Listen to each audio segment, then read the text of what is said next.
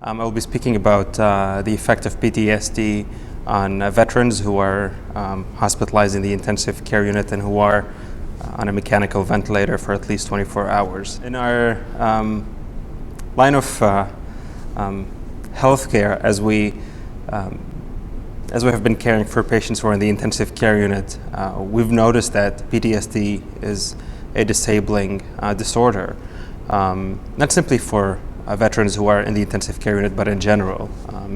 It increases the need for medical resources. There's effects into compliance with both medical as well as psychiatric care. And we've noticed that the PTSD itself could affect certain components of the intensive care unit care they receive, particularly in terms of requirements for sedatives. So we decided to do a retrospective cohort study and look at veterans who were hospitalized from January of 2003 through June of 2013. So the period spans about 11 and a half years, and look at how PTSD affected their variable ICU outcomes. The first outcome, as in many studies, was the length of stay in the intensive care unit. And then the secondary outcomes, which we pre-specified, were requirements for sedation, mortality, length of stay in the hospital itself, mortality not simply during hospitalization, but at 30 days as well.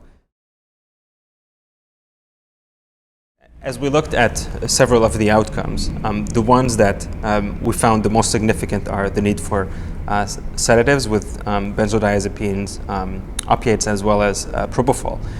So therefore, when a veteran who is on a mechanical ventilator has PTSD and is found to be agitated by the staff, our first instinct should not be to immediately say this is anxiety, or this is maybe pain, or there's some discomfort with the ventilator or other treatment that he or she is receiving, and therefore we should not jump into immediately providing those sedatives, but rather question whether this is something that could be treated in a different manner, and while still attending to the comfort, because PTSD still needs to be attended to the comfort pertinent to that, and try to put our instincts on the second plane, and then our first step would be to say, hold on, let's think what might be going on here. Is this something related to PTSD, and how can we approach it differently from a standpoint of looking at someone who may have or may not have PTSD, and what could be the difference here, and how could we deal with it. Our veterans have PTSDs that were diagnosed anywhere from a few months before their admission to several years before. If I recall correctly, I think the longest PTSD period one had was about 15 years. So we're talking about a chronic disease here that has been there for a long period of time. And some of them have the same chronic disease, but for a shorter period of time. And some of the PTSD dated back to Vietnam, some to the Gulf War, and some were not actually from war itself, but from other things such as rape and other events that led to the development of PTSD, such as a car accident. We tried to see whether some were hospitalized in the ICU before and had PTSD following that, because we know PTSD can happen de novo after an intensive care unit hospitalization.